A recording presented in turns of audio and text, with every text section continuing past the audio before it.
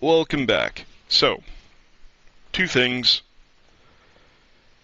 Number one, there is a dev server going up today, November 15th, until the 18th. You'll be able to go on there, check it out, see all the new changes. I'll make videos if there's anything kind of monumental and exciting on there, but generally speaking, I don't think there's going to be anything huge, so this will probably be like the video going over it. Number two, there are preliminary patch notes. I'm going to try to go through these kind of quickly. I tried to record this once, and OBS decided that it didn't want to pick up my mic.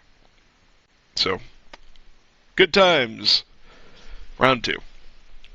So, the important things in here, like there's a lot of little things. The really important ones are this one highlighted right here at the top. They added a feature that they're adding a feature that allows the testing of weapons and vehicles in practice mode before purchase. I don't know exactly what that means yet. I don't know if that's going to be like battle pass things, which if it is, that would be huge. The ability to go in and test out battle pass weapons or battle pass tanks before you go or planes before you go and pick them up would be enormous.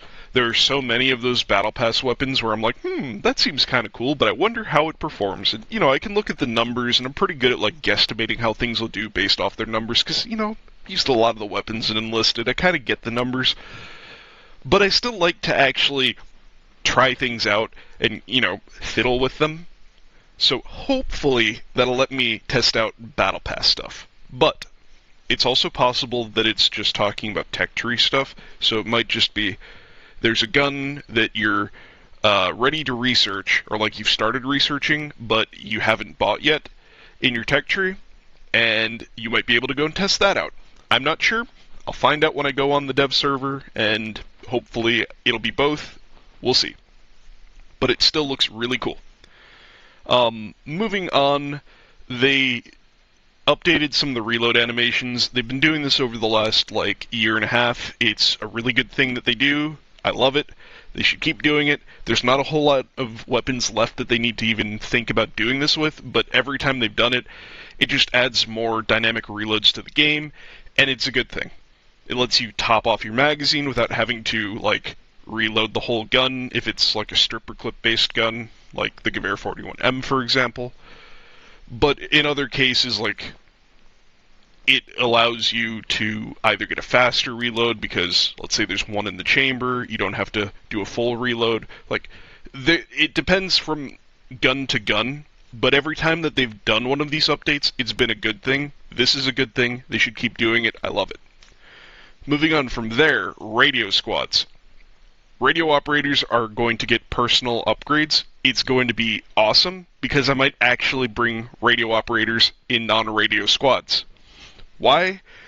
Because they're making it so that they can call in different support types than just basic artillery. Right now I don't bring radio operators outside of radio squads. Why do I not do that? Radio squads get a 50%, or they cut the cooldown time in half on your call-ins, right? Which is huge. But also, on top of that, they're the only ones that get any other type of call-in than just normal artillery. And the thing is, now depending on what you can bring in, they might have a spot on other squads. So, for example, you probably don't need an engineer on every squad. You probably can throw one on every other squad, because realistically you're probably putting down 1 or 2 spawn beacons per objective. Unless they're getting, blown up every time you put one down, but a lot of mine I put down and they sit there for the whole time. So, what this means is that I could put a radio guy on instead of an engineer, and I could potentially call in ammo drop boxes, which is something engineers can do, but if I don't need an ammo drop box, I can just call in artillery, which is kind of useful. Alternatively, maybe you'll be able to put smoke on them. They'll be able to call in smoke screens. Maybe we'll see more of those. We'll see. But I like that it's at least making it a choice to take a radio operator as a specialist, where before I don't feel like taking a radio operator on a non-radio squad was really a choice, or at least not a worthwhile choice. Moving on from there, there's a lot of changes as far as like skins, camos, bugs with skins and camos, and places that they should or shouldn't be. You can look through that on your own. Right here, they implemented a new unique offer variant with the ability to test squads in battle before purchasing them. Now, again, until I see how it's implemented, I don't know what that means. Best case scenario, what I hope it means is you can take a premium squad and you can go and test it in a real battle against real players and see how it performs. And maybe it'll only be one battle, maybe it'll be like 2 or 3 battles. I don't know. But like best case scenario, for example, for me, I could take the Walther radio squad for the Germans and go and test it out and find out, hey, is the Walther just a slightly different looking Gewehr 41? Like, I assume that their performance is very similar. I feel like their performance is probably so close that it doesn't matter, but it's something that I'd like to go and fiddle with and find out. And I could do that in a real battle. Or with their Tier 3 assault squad. I feel like their guns have a little bit more horizontal recoil than I would like just from the way they feel in the training range. But if I can take them into a real battle, I can see if it really matters, or if it's just I'm shooting at a paper target and I feel like it matters and it probably doesn't. You never know. But my hope is that this means you'll be able to take like any premium squad into a real battle, test it out. Like, no, you won't get premium bonuses from it. Just treat it like a normal squad when you test it out. But I really, really like the idea of going in and testing premium squads in real battles before you pick them up.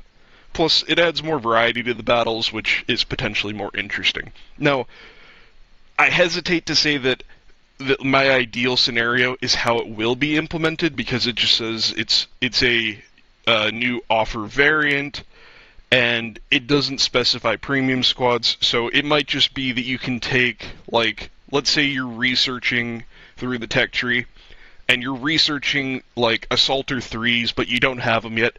Maybe this just means that you'll be able to test out Assaulter 3s before you actually have them. Like, that's a possibility. It'd be a little bit disappointing, but that's a possibility.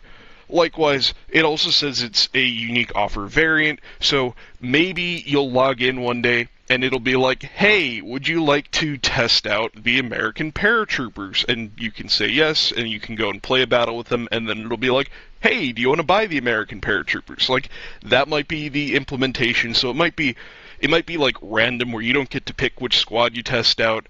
It might just be, them trying to promote a certain squad to you.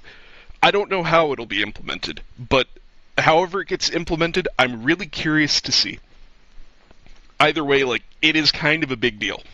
It is like a big difference to what we've had up until now. Like, I don't think you've ever been able to take any type of squad that you don't own into a battle with real people before. And the fact that it sounds like you'll be able to do that, whether it's a tech tree squad, a premium squad, whatever, it's really interesting. So other than that, there's UI changes, graphic changes, console changes, like just a bunch of stuff. It's mostly quality of life. They moved some of the spawns for different types of, like, different people or different vehicles. Depends on the map. You can read through these notes. They're subject to change. They're preliminary patch notes. I'm sure more stuff will get added. Some of this might get modified. You never know. It's not out yet. But to reiterate what I brought up in the beginning, there is a dev server going up today, November 15th. It will be up until November 18th. Check it out.